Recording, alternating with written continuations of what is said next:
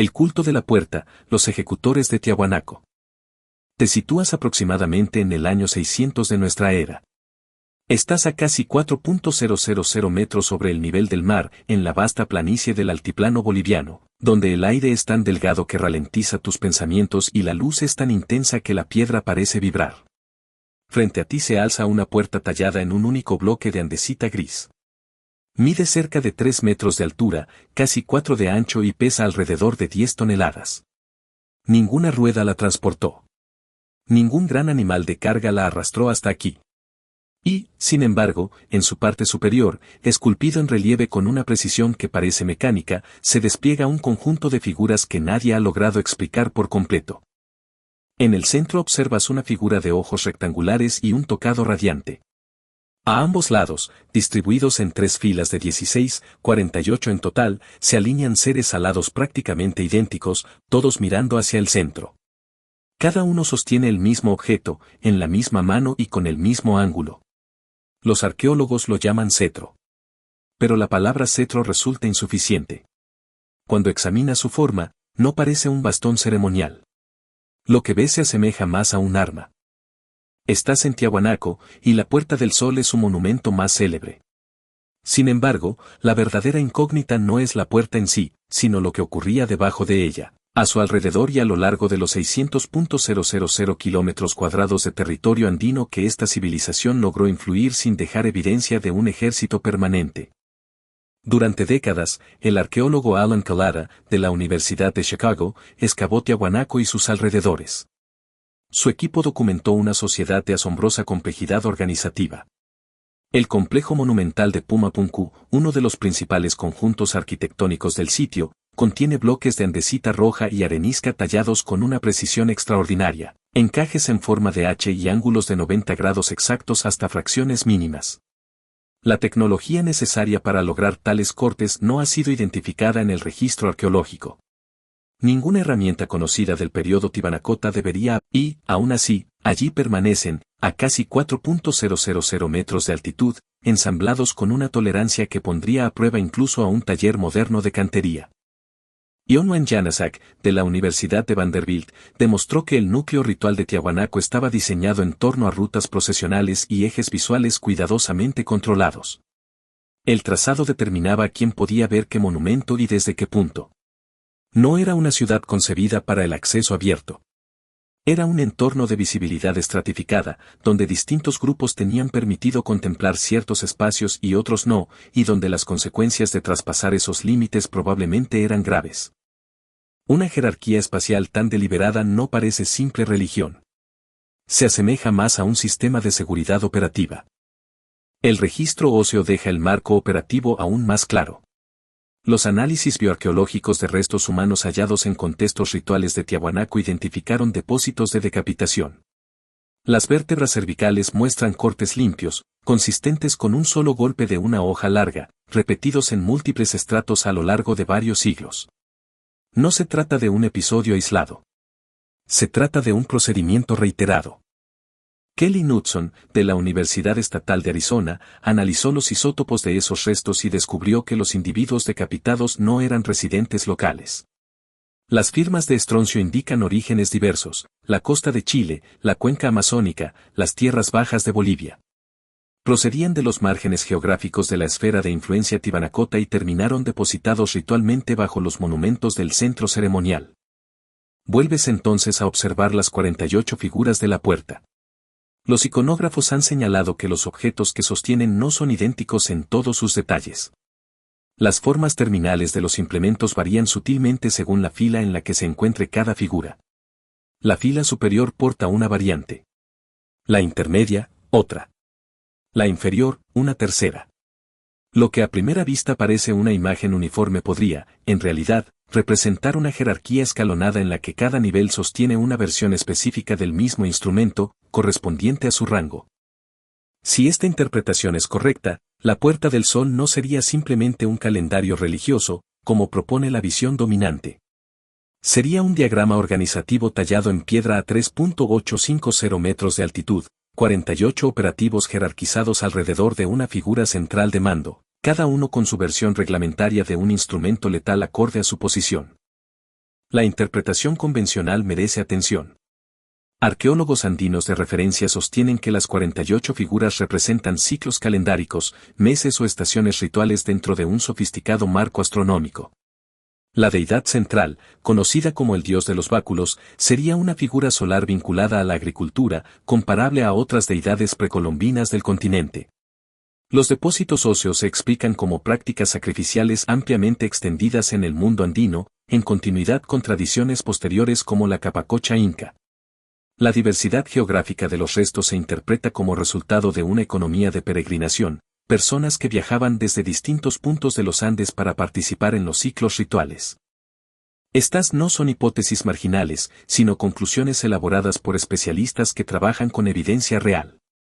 Sin embargo, un sistema calendárico no requiere diferenciación jerárquica en los instrumentos que portan sus símbolos. Un conjunto de meses no necesita que cada representación sostenga una versión ligeramente distinta de la misma arma.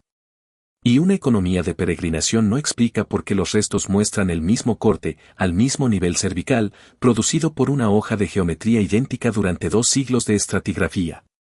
Quienes mueren de causas naturales no fallecen todos del mismo modo.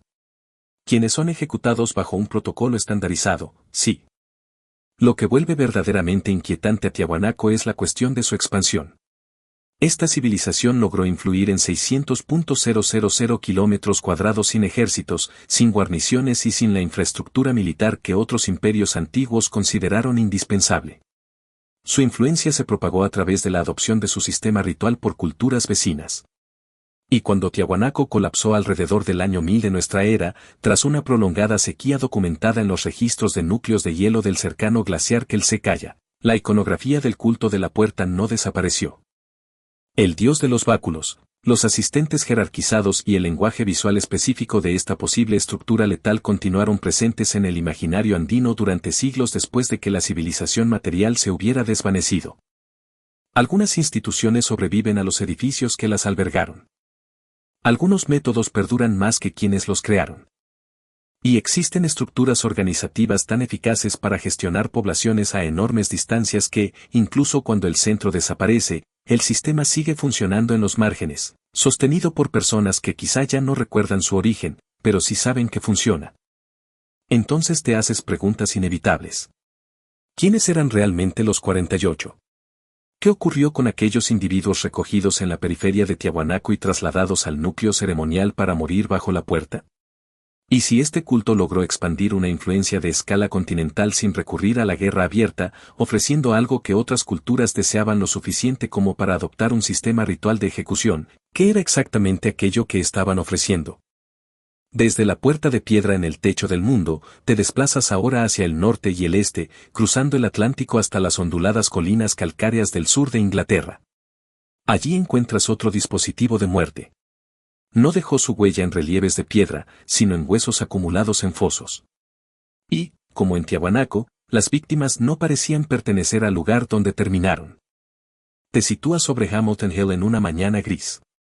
El viento te golpea de lado desde el Canal de la Mancha. Bajo tus pies, la creta es antigua, blanca y porosa. Y conserva lo que se le confía. Durante 5000 años guardó los restos de personas que no deberían haber estado allí, apilados en los fosos del recinto en patrones que los arqueólogos tardaron décadas en empezar a descifrar. Juan Roger Mercer, de la Universidad de Edimburgo, inició las excavaciones en Hamilton Hill en 1974, esperaba encontrar un espacio de reunión neolítico. Lo que apareció exigía un lenguaje más preciso y más inquietante. Los recintos con causeways, interrupciones deliberadas en el foso, constituyen una de las formas arquitectónicas más distintivas y enigmáticas del Neolítico británico. Se han identificado más de 70 en toda Inglaterra. Son estructuras circulares delimitadas por fosos, con aberturas regulares llamadas causeways distribuidas a lo largo del perímetro. Comienzan a aparecer hacia el 3.700 AC. Y su uniformidad a lo largo de una vasta región sugiere una tradición compartida transmitida durante generaciones, sin escritura, sin autoridad política centralizada y sin los mecanismos institucionales que hoy consideraríamos necesarios para mantener una estandarización a gran escala. Mientras profundizas en su diseño, otro detalle se vuelve significativo. Alistair Whittle, de la Universidad de Cardiff, ha argumentado que la propia arquitectura es el mensaje. Las interrupciones del foso no son accidentes ni simples pasajes. Son puntos de acceso controlado. Lugares específicos donde la entrada era permitida o regulada. No es el diseño de una plaza comunal a la que cualquiera puede acceder desde cualquier dirección. Es la arquitectura de un control de acceso. Entras por donde te indican entrar. Y, presumiblemente, alguien con autoridad te indica cómo hacerlo. Y lo que cruzaba esos pasos, según el registro arqueológico, incluía personas que no salían del mismo modo en que habían llegado. Los fosos de Hamilton Hill contienen restos humanos depositados siguiendo un patrón coherente con colocaciones deliberadas a lo largo del tiempo. No es una fosa como un producto de un único evento. Es una acumulación repetida y organizada, extendida durante décadas, quizás siglos de uso continuo. Dentro de ese registro prolongado, Mercer identificó un episodio concreto, un depósito asociado a una masacre en la que varios individuos murieron de forma violenta y simultánea. Entre ellos se encontraba un varón joven adulto con una punta de flecha incrustada en el esternón, hallado en una postura compatible con una caída hacia adelante. En el momento de su muerte, sostenía a un bebé entre sus brazos. La datación por radiocarbono sitúa este suceso alrededor del 3.500 AC. Las figuras no representarían seres imaginarios.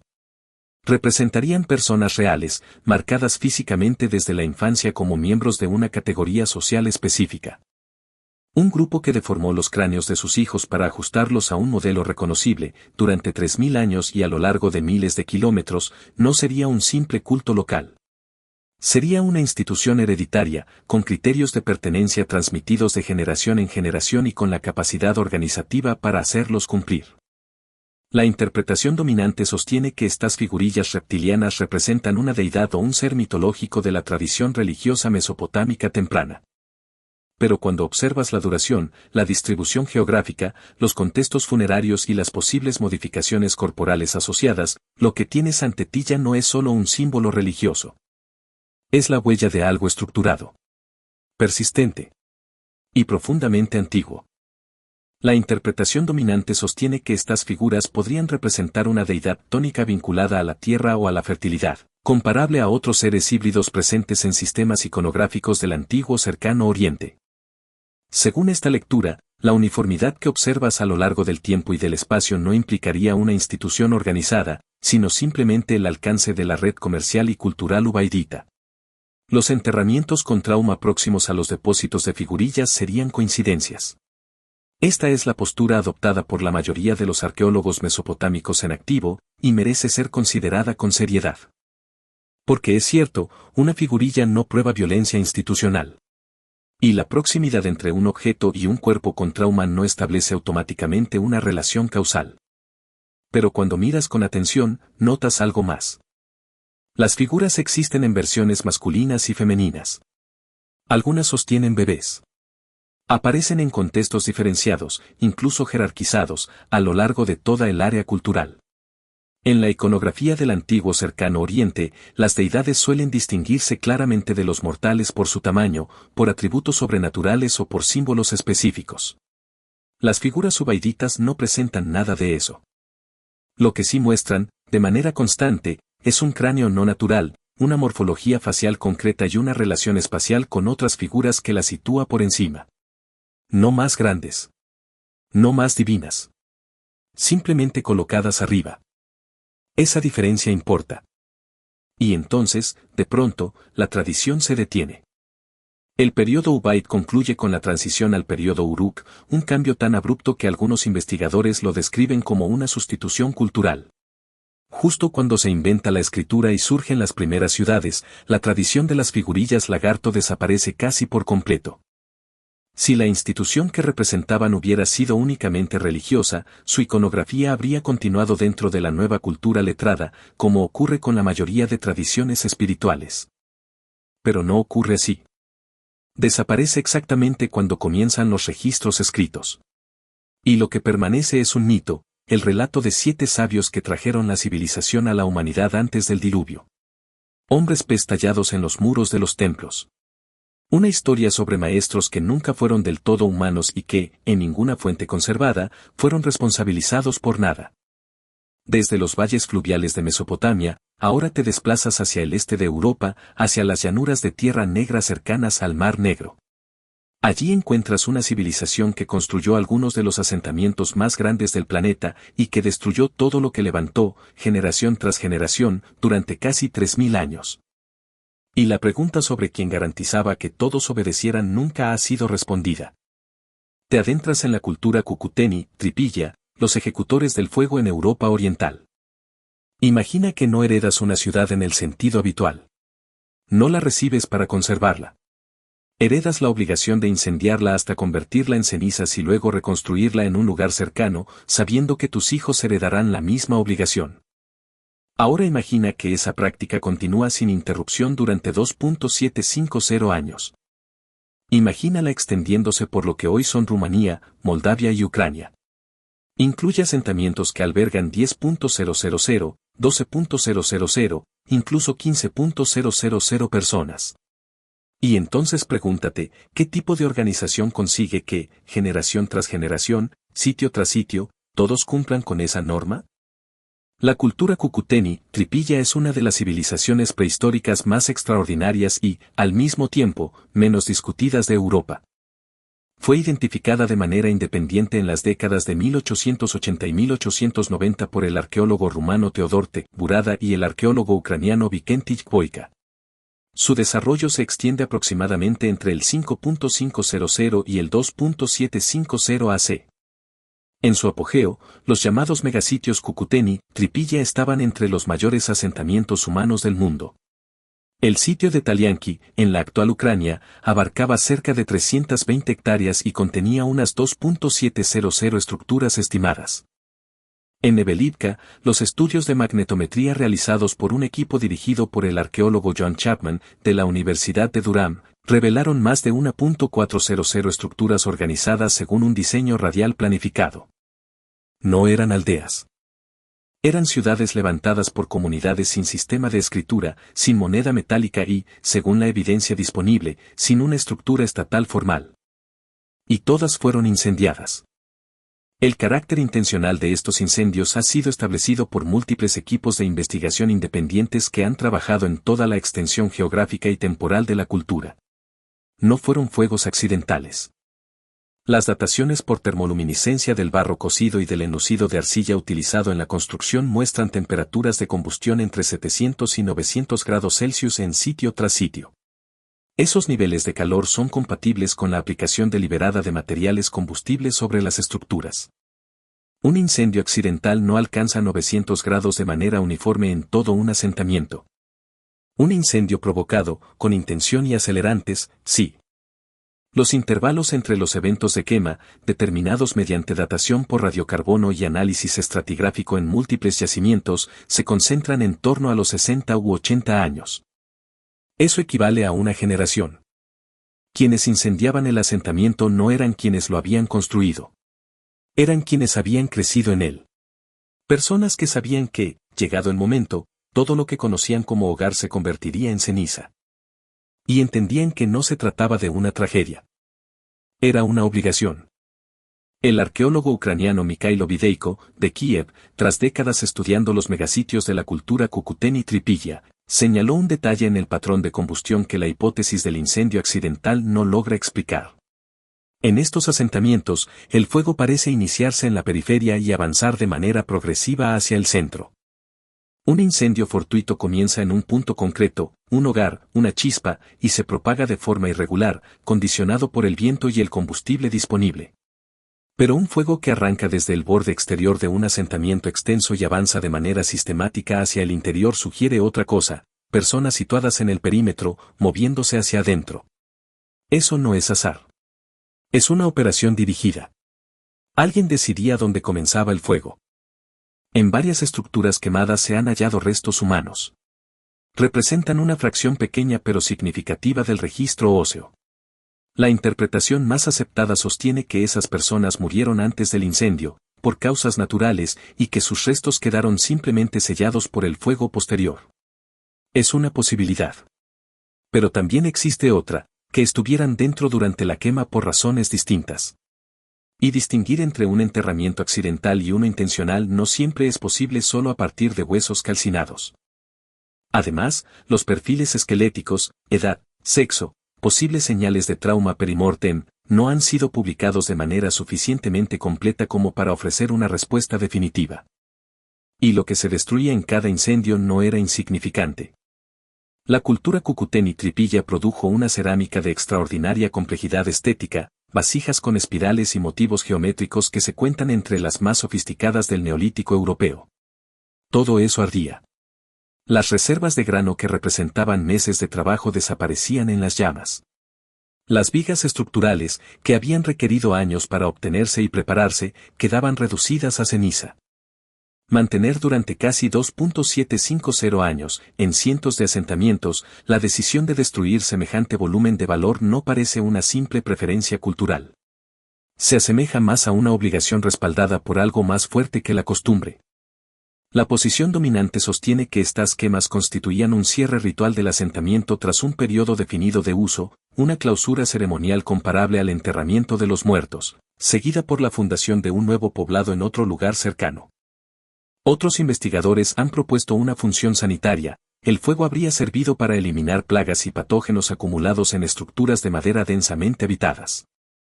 Ambas explicaciones tienen fundamentos y encuentran paralelos en otras culturas antiguas donde el fuego desempeñó funciones rituales o higiénicas. Pero la desinfección no requiere temperaturas de 900 grados centígrados. La eliminación de plagas no exige quemar las reservas de grano. Y el cierre ritual no explica un fuego que comienza en la periferia y avanza hacia el centro, ni la presencia de restos humanos sellados dentro de estructuras aún en pie cuando las alcanzaron las llamas. La cuestión no es si las quemas ocurrieron. Eso está demostrado. La cuestión es quién logró que ocurrieran, de forma programada y a gran escala, durante casi 3 milenios. Sea cual fuera la fuente de esa obediencia, fue lo bastante sistemática como para prolongarse durante un periodo más extenso que toda la historia del Imperio Romano. Y entonces llegaron los pastores Yamna desde el este. Los estudios de ADN antiguo indican que reemplazaron en gran medida el linaje genético de la población Cucuteni Tripilla. Y las quemas cesaron por completo. Desaparecieron las personas que mantenían el fuego. Y el fuego se apagó. Desde las llanuras incendiadas de Europa Oriental, el recorrido continúa hacia el sureste de Irán, y lo que tallaban en esa piedra, de manera constante, casi obsesiva, no eran sus dioses. Eran sus prisioneros. Es alrededor del 3100 AC.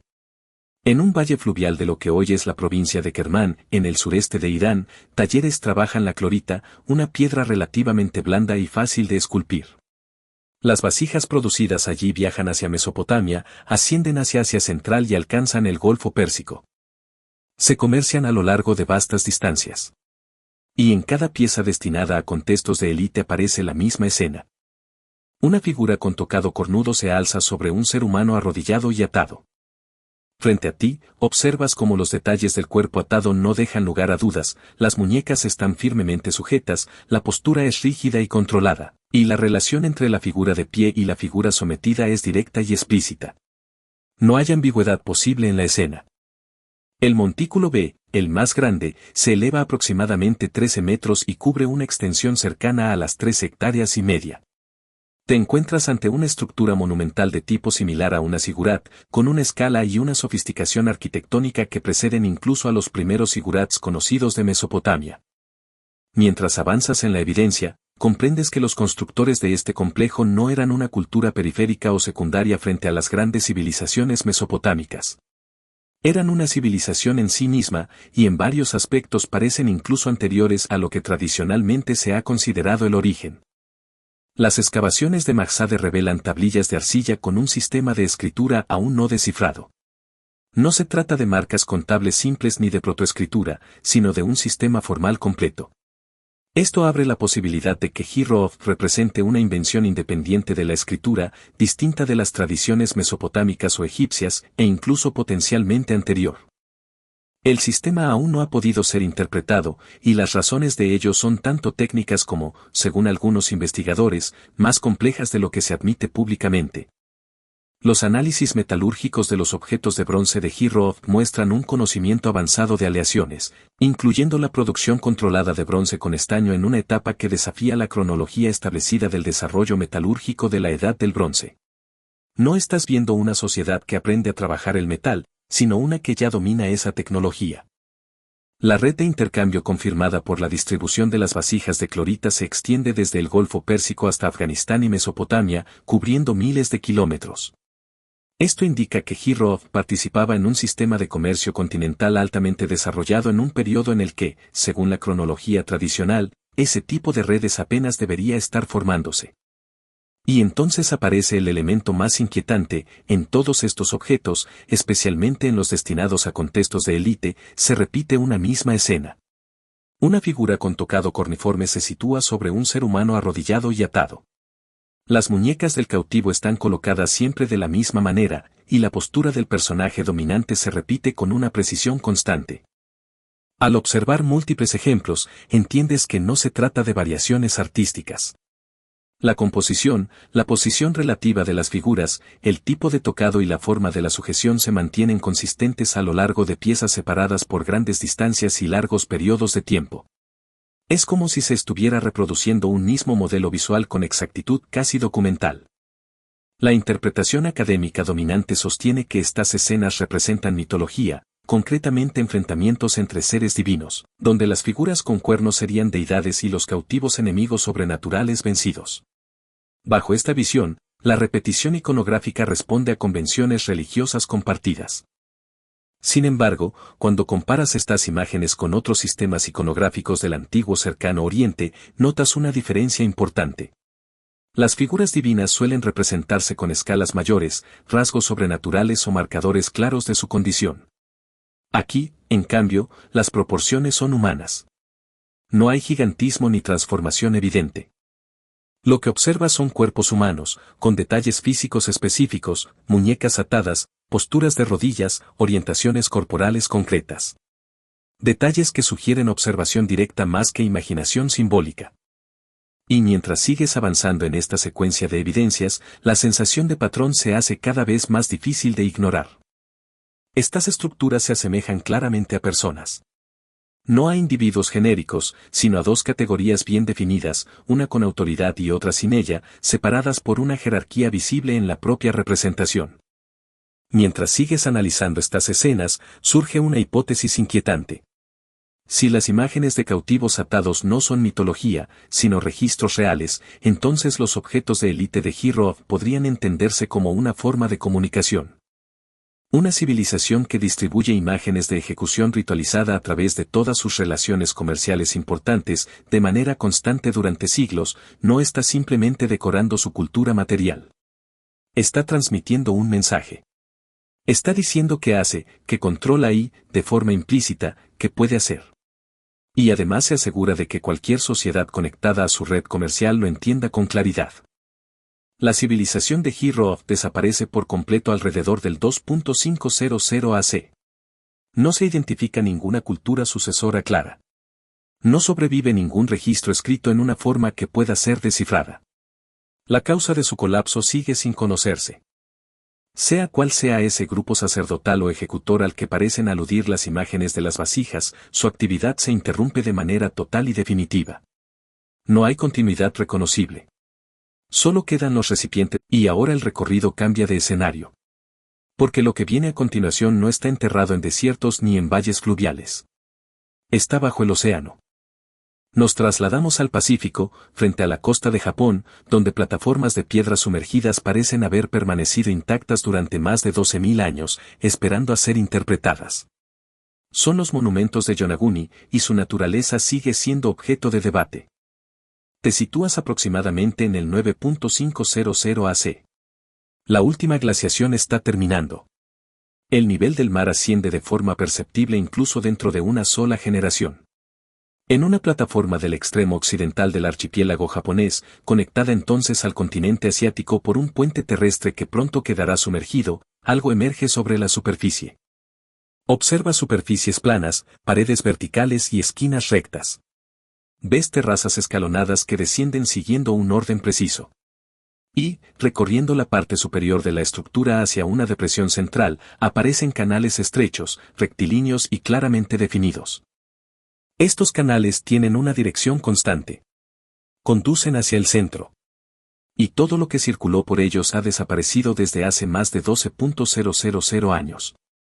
Desde entonces, la estructura permanece bajo unos 40 metros de agua, esperando a ser observada y comprendida. Cuando el buceador recreativo Kiichiro Aratake desciende en 1986 buscando zonas de agregación de tiburones martillo cerca de la isla de Yonaguni, se encuentra con algo inesperado: cortes en la roca formando ángulos rectos. El hallazgo llega al ámbito académico a través del profesor Masaki Kimura, de la Universidad de Ryukyus, quien dedica más de 15 años al estudio del sitio y lo documenta con precisión métrica. Kimura identifica al menos 10 elementos estructurales principales, entre ellos terrazas, pilares, un arco y pasajes que recuerdan a caminos. Sus mediciones establecen dimensiones aproximadas de 150 metros de largo, 40 de ancho y 27 de altura. En la actualidad, el conjunto se encuentra entre 5 y 30 metros bajo el nivel del mar. Los modelos geológicos de la subida del nivel oceánico tras la glaciación sitúan la plataforma de Yonaguni emergida entre aproximadamente el 10.000 y el 8.000 AC, lo que implicaría una posible construcción anterior a cualquier civilización conocida. La interpretación geológica dominante sostiene que se trata de areniscas de grano fino moldeadas por procesos naturales. La interacción de sistemas de fracturas puede generar ángulos rectos, los planos de estratificación pueden formar terrazas y la erosión puede producir canales. Estos procesos existen y están bien documentados en formaciones de arenisca en todo el mundo, y no pueden descartarse solo por la apariencia llamativa del conjunto. El geólogo Robert Schoch, de la Universidad de Boston, que ha estudiado Yonaguni y otras formaciones submarinas, propone una postura intermedia. Podría tratarse de una formación natural posteriormente modificada o utilizada por seres humanos. Esta posición, aunque prudente, ya implica actividad humana antes del 8.000 AC. Sin embargo, el elemento más difícil de encajar para la hipótesis natural sigue siendo el sistema de canales. La erosión en arenisca suele producir surcos redondeados, modelados por el flujo del agua sin una dirección controlada. Los canales en Yonaguni, tal como han sido documentados en los estudios de Kimura, presentan una sección transversal rectangular, con fondos planos y paredes casi verticales. Además, mantienen pendientes constantes que conducen directamente hacia una cuenca central. Mientras observas esta geometría, entiendes que no se parece en nada a la erosión natural. Es la forma típica del corte en piedra trabajada, no de la piedra desgastada por el tiempo. Y cuando un canal tallado presenta una inclinación dirigida hacia un punto de recogida, lo que estás viendo es infraestructura de drenaje, sin importar su antigüedad o su contexto. Algunos miembros del equipo de buceo de Kimura han reportado marcas superficiales que podrían ser consistentes con trabajo lítico en ciertas zonas del conjunto, aunque estas interpretaciones siguen siendo objeto de debate. Geólogos críticos atribuyen esas formas a erosión natural y a la actividad de organismos marinos a lo largo de milenios. En la isla cercana de Yonaguni-Jime, existen tradiciones orales que hablan de una tierra que se hundió en el mar. Estos relatos están recogidos en registros etnográficos y forman parte de una memoria cultural que, de ser interpretada literalmente, correspondería a eventos de inundación ocurridos hace unos 10.000 años, coincidiendo con el ascenso del nivel del mar tras la última glaciación. Mientras investigas más a fondo, resulta llamativo que una tradición oral pueda conservar, aunque sea de forma fragmentaria, la idea de una tierra sumergida durante un periodo tan extenso. Aunque este tipo de relatos es difícil de datar con precisión, su persistencia en la memoria cultural es en sí misma significativa. Además, los mapas sonar del margen continental del este de Asia han identificado al menos 3 posibles sitios sumergidos adicionales con patrones geométricos similares y a profundidades comparables. Esto sugiere que, si Yonaguni fue una construcción humana, no sería un caso aislado, sino parte de un conjunto más amplio de actividad en la plataforma continental, posteriormente borrado por la subida del nivel del mar. Si incluso el sistema de canales de Yonaguni fuera de origen artificial, entonces estarías ante grupos humanos organizados con capacidad arquitectónica, conocimiento de geometría y comprensión del comportamiento del agua, activos en esta región antes del 8.000 AC. La cuestión ya no se limita a si construyeron o no. La pregunta se desplaza hacia el propósito. que se movía a través de esos canales, que llegaba hasta la depresión central. Y si algún resto de ese material podría seguir enterrado en los sedimentos del fondo, esperando aún ser analizado por una expedición que decida descender. Y entonces abandonas el océano y vuelves a tierra firme, dirigiéndote al Valle del Jordán. Subes hacia las tierras altas donde, hace unos 12.000 años, mucho antes de la agricultura, antes de la cerámica y antes de cualquier rasgo clásico de civilización, ya existía una forma de gestión de la muerte que resulta demasiado coherente para ser casual. Te encuentras ahora con el mundo natufiense del Levante. En ese periodo, el Valle del Jordán es más húmedo y fértil de lo que será en épocas posteriores. El final de la última glaciación aún no ha completado su transición, y las tierras altas del Levante ofrecen suficientes recursos de grano silvestre y fauna como para permitir asentamientos estables en grupos de cazadores-recolectores. En este contexto, los grupos natufienses construyen estructuras de piedra, establecen cementerios formales y entierran a sus muertos con ajuares. Y a lo largo de unos 3.000 años y cientos de kilómetros de territorio conectado, el registro funerario muestra patrones de trauma sorprendentemente consistentes.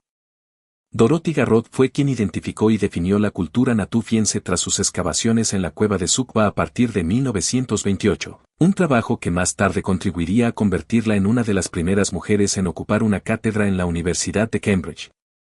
Desde el inicio, los enterramientos que documenta destacan por su estandarización. No parecen variaciones locales aisladas, sino una práctica compartida en una población regional conectada. El conjunto actual de restos natufienses incluye cientos de enterramientos excavados de forma sistemática en distintos puntos del corredor levantino, Ain Maya en el actual Israel, Ain Gazal en Jordania y las terrazas de Naal Oren en el Monte Carmelo.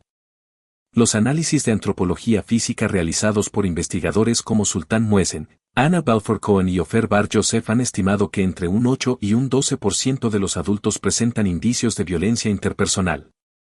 Este porcentaje es notablemente superior a lo que se esperaría en una población de ese tamaño y en ese contexto ecológico si las muertes fueran exclusivamente accidentales o esporádicas. Pero lo más relevante son los patrones de trauma. Fracturas craneales ocurridas en el momento de la muerte, marcas de corte en huesos largos compatibles con desarticulación y manipulaciones post-mortem aparecen repetidamente en todo el conjunto.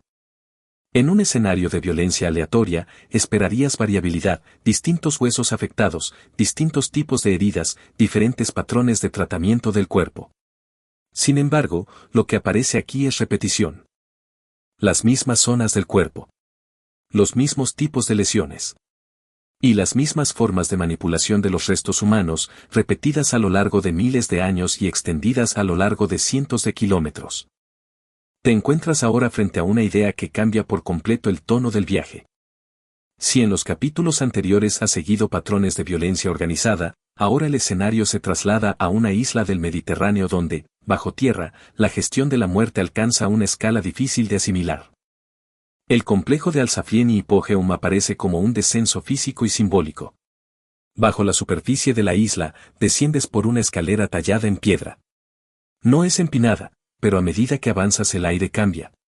Se vuelve frío, inmóvil, con olor a caliza húmeda y a algo orgánico que ha permanecido allí durante milenios. Al final del recorrido, llegas a una cámara subterránea. Y lo que observas no es un espacio vacío. Dependiendo de cómo se interprete el recuento, allí se habrían depositado entre 7.000 y 7.700 individuos humanos a lo largo de aproximadamente 1000 años. Todo ello en un complejo excavado completamente en caliza coralina, utilizando herramientas de asta y obsidiana, por comunidades de las que no conservamos nombres, idioma ni explicación directa de su intención. ¿Qué significa todo esto para la manera en que entendemos la historia? Significa que el origen de la organización social humana comienza mucho antes y en un registro mucho más oscuro de lo que sugieren los libros de texto. Significa que las primeras instituciones sociales quizá no fueron graneros, templos o consejos de ancianos, sino mecanismos de control, grupos especializados cuya autoridad provenía de su disposición y capacidad para matar en nombre de la comunidad de una forma controlada y predecible. También significa que cada institución posterior, cada palacio, tribunal, sistema legal o fuerza de seguridad, pudo haber sido una evolución de algo que ya existía, Que ya funcionaba y que ya estaba institucionalizado mucho antes de que alguien pensara en dejar constancia escrita de ello. Acabas de recorrer 10 evidencias de una institución humana que podría ser más antigua que todo aquello que nos enseñaron a considerar el origen de la civilización. La mayoría de las personas entra a un museo y observa objetos religiosos, prácticas funerarias o tradiciones artísticas. Tú acabas de mirar algo diferente.